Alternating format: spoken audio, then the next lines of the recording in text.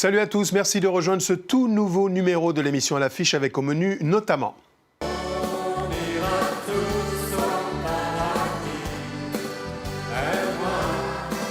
les images du grand retour du chanteur populaire français Michel Polnareff avec un nouvel album et une tournée de 70 dates, la première en 9 ans.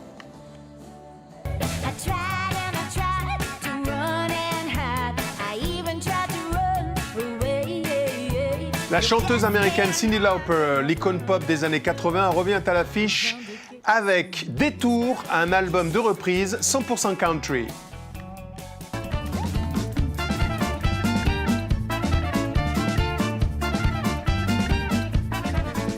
Et puis dans cette émission, nous accueillons deux des membres du sextet Les Yeux de la Tête, venus présenter leur nouvel album, Liberté Chérie, et évoquer avec nous leur tournée française et européenne. Mais sans plus attendre, je vous invite à aller les rejoindre.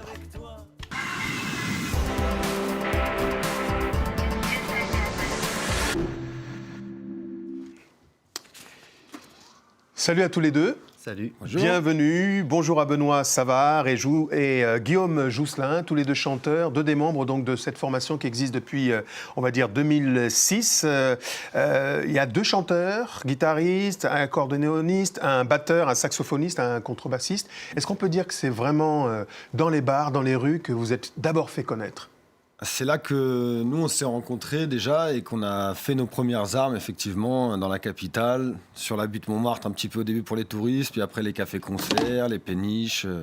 Et on a bien écumé les bars de la capitale. Vous êtes tous quasiment originaires de la région parisienne ? Pas tous. Les membres fondateurs, on s'est rencontrés à Pigalle. Et puis après, avec le temps, on a eu d'autres rencontres d'amis qui viennent, par exemple, de Grenoble, où il y avait des Tourangeaux aussi. Donc voilà, maintenant, c'est un peu plus c'est un vrai melting pot. En tout cas, ça pulse, ça bouge, ça groove. Pour ceux qui ne connaissaient déjà, on regarde un extrait du clip Liberté Chérie, titre de l'album également.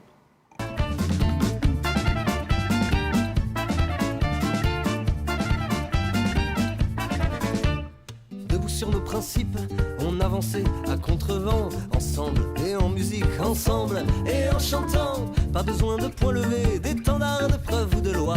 Fou d'amour, mais pas marié, pas besoin de bague avec toi. J'ai la chance de t'avoir, la chance que tu m'aies choisi. Tout le monde couche pas avec toi, c'est pas faute d'envie. Et entre ceux qui ont peur de toi et ceux que tu oublies, allez, on leur fera un peu de place dans ton lit. Lili, ma Lili.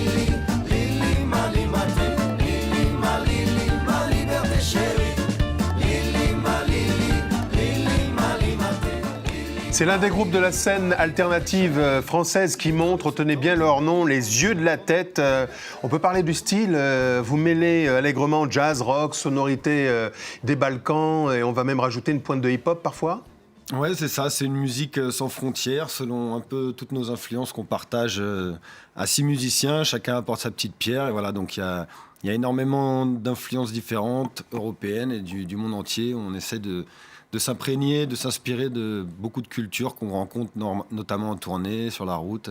Alors les textes s'appuient sur une musique extrêmement festive, ils sont à la fois poétiques et engagés, mais toujours avec une pointe d'humour. J'ai l'impression que c'est un peu le trait commun. Oui, c'est pour faire passer le message, voilà, pour être un peu moins frontal aussi, quelquefois, toujours dans la poésie, faire réfléchir en dansant. Alors la scène, c'est votre élément naturel quasiment. On va dire, elle est près de 400 dates depuis la genèse. 500 même. 500 on s'en raconte pas un peu, non 500. Une dizaine de pays, des premières parties ou des collaborations scéniques avec Sanseverino, Thomas Fersen, il y en a d'autres. C'est vraiment là que vous pétrissez l'esprit des futures chansons. C'est un élément, un laboratoire.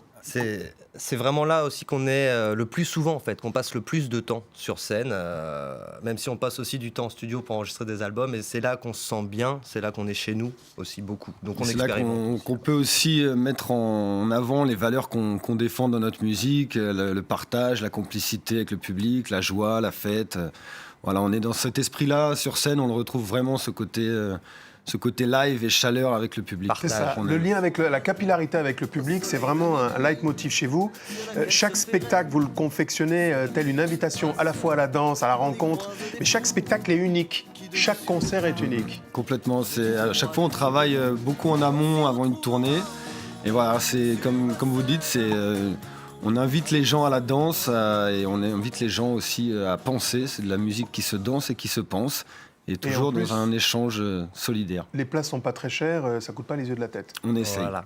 Fallait que je le Bien place. joué, bien joué. Elle est Fallait que bonne, je le elle est place. bonne. On passe à l'actualité de la semaine et l'actualité culture française musicale. Michel Polnareff, après de longues années d'absence, marque son grand retour sur scène autour de 70 dates françaises. Ainsi, le public traverse 50 ans de carrière avec des chansons qui ont fait le succès de l'artiste réputé excentrique. Dans la ville d'Épernay, fans et fidèles de la première heure sont particulièrement ravis de renouer avec son univers à la fois extravagant et mélancolique. Je suis un homme et de là-haut sur mon podium, j'éblouirai le tout Épernay de mon anatomie. J'ai toujours suivi sa carrière depuis qu'il chante. C'est mon idole depuis toujours, depuis mes 15 ans. Je trouve qu'il fait des superbes musiques et superbes chansons. Il y a une rockstar, c'est Johnny, il y a une pop star, c'est Michel Polnareff.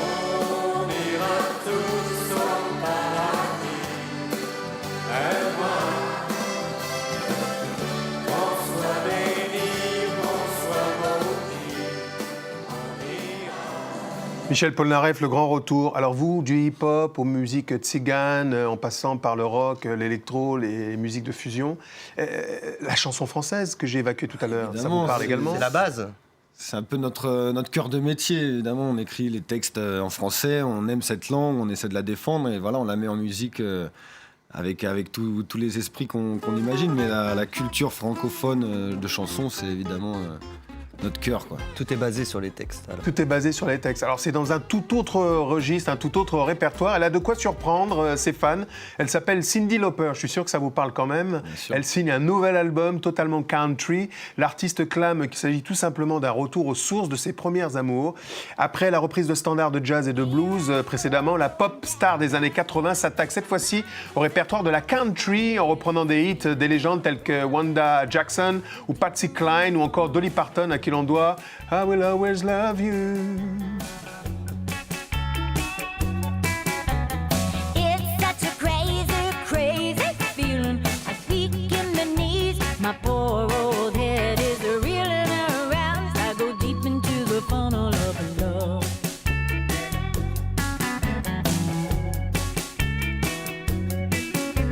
I tried and I tried to run and hide. I even tried to run away. You just can't hide from the funnel of love. It's bound to get you someday. It's bound to get you someday.